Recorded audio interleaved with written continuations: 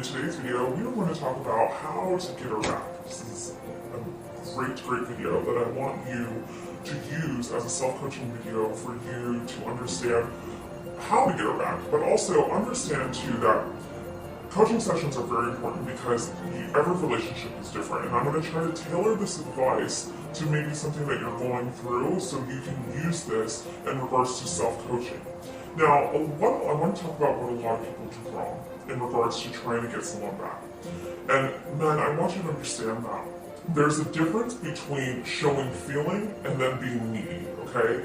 And when you're trying to get a woman back, showing feeling and, saying, I love you, or, you mean a lot to me, does not mean that you're needy, okay? I'm not saying to continue to do this and call her every day and say, I love you, I love you, I love you, and I need you in my life, and I just can't see my life without you, and I'm so sorry, and please just come back to me because I can't live without you. That's needy behavior, okay? And I'm going to do a video with the difference between vulnerability and neediness because this is such a big topic, and I'll put it up here on the cards if the video is done by then. But anyways, let's move on. The reason why I start with this is because what you don't do is that behavior. If you are in a situation where a woman pulled away, right? Pulled away because she said that she wasn't ready, or she lost chemistry, she needs time, she needs space, she's not ready to settle down with you, she doesn't know what she wants. Oh my god, I can go on with a list of things that I hear all the time from women, and I know how women operate, right? So if you feel that you have to continue to push her and call her every single second in order to get her back, you're completely wrong. Because what you're going to end up doing is pushing her away. And a lot of times women like to play this crazy mind game saying, I want to see you fight for me. Okay, here's the thing. The only case that I would say you need to fight for a woman is if you've royally messed up, okay? If you literally cheated on her or something happened in the relationship, which I talk about in a lot of my videos, but that's not the case. If she's playing games with you because of the fact that she has more control than you, then this is really important for you to pay attention to, and I want you to listen to me right now. There's so many times where clients will book sessions with me, and within 10 minutes of them telling me their story with a relationship with a woman, I see how much more control that this woman has over them. And you can call this games, you can call this, inauthentic, but it's truly not. And I'm sick of people saying this is games because it's not. It's actual human behaviors, and I want you to understand something. Okay, because it comes to dating and we classify everything as games, if the woman has more control, then that means that you're not good enough. Or if the man has more control, that means that woman is not good enough. It's human nature. It's like, let me break it down for you. A lot of people think, oh, it's games in a relationship, right? But what about when we're growing up, when we're children? Okay, so imagine your mother, okay? You always basically not listening to what your mother has to say, and she not doing anything about it, and you as a child have more control. So you continue to do those things, you continue to do those patterns, you continue to test the limits, you continue to do everything she told you not to do, because there's no boundaries. So when the sense of control is lost in a relationship, then there's no boundaries, and that's what it shows me, that there's no boundaries. So it's really important for you men to really analyze your relationship and say, how much control do I really have? Because when I get on the phone with you and there's a man that reaches out to me, I will help you get there. But the one question that I always ask that you can ask yourself is, how much control do you really have of this relationship? Not of the woman, but the relationship. Have you set a foundation? Have you set boundaries? Possibly not if you're watching. Because at this point, you don't need to beg a woman to get you back.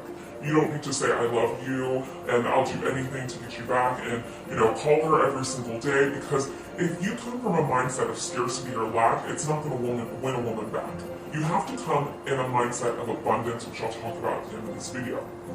Now, alluding to what I'm saying is, when you come from a place of scarcity and lack, you are giving away control, and you're not going to get her back this way. And then another thing that comes up a lot too that men ask me is, Apollonia, if I don't continue to call her every single day and show her my love, she'll probably just move on, forget about me, and fall in love with another guy. And I always say, okay, well, if a woman was going to move on and fall in love with another guy that quickly, my answer to them is she was never in love with me in the first place. This was a toxic relationship. you're basically you're on the fence for someone that's not jumping fences for you. You understand what I mean here? So get out of that scarcity mindset, because the scarcity and the lack is going to keep you in this place of lack. So in order for you to switch into abundance, you gotta put your own self, I say this all the time, on a pedestal. You've gotta come from a place of I am enough, and if this woman doesn't see it, then that is her fault. And I'm going to stay true to my values, but also respect her in a way where I set the foundation for my expectations of what I want. So taking a couple steps back will let you gain control. I would consider not talking to her for anywhere from 30 to 45 days, depending on the relationship, and sometimes even 60 days. I've had clients do 60 days and have an absolute turnaround, and now they're back in a relationship and some are getting married.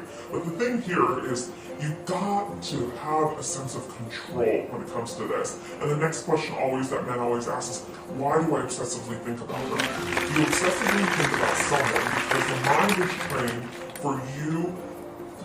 When you put someone on a pedestal that they're better than you, and you put these thoughts that if I did this right, it could have been perfect. If you did this XYZ right, then it would have worked out. Now you're training your mind to focus on the what would have worked out possibility and the XYZ when you're not looking at the reality. So in turn, what you're doing is you're placing her on a pedestal, and the mind is only trained to think about what you want the most and what you gravitate to and what you constantly think about.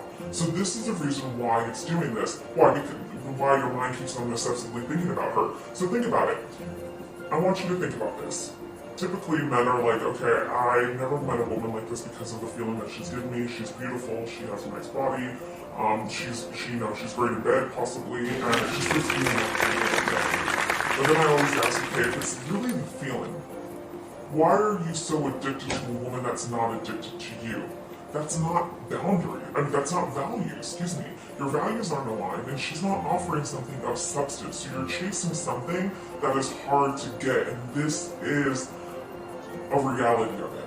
You have to become hard to get now, so she can see you in a different light, because now she has so much control. So what I want you to do is take steps back. Now that I've diagnosed all of the questions that can come up in your head, take a step back. Go 30, 45 days without contacting, and I want you to have focus on you.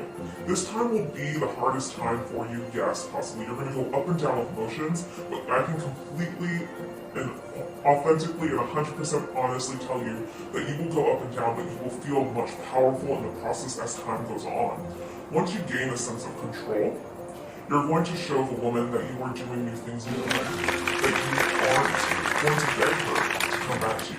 But you're just going to open up a platform to say, hey, listen, I know what I'm here for. I know my feelings were this for you, but I didn't like the way that you treated me, and I know that's not what I deserve.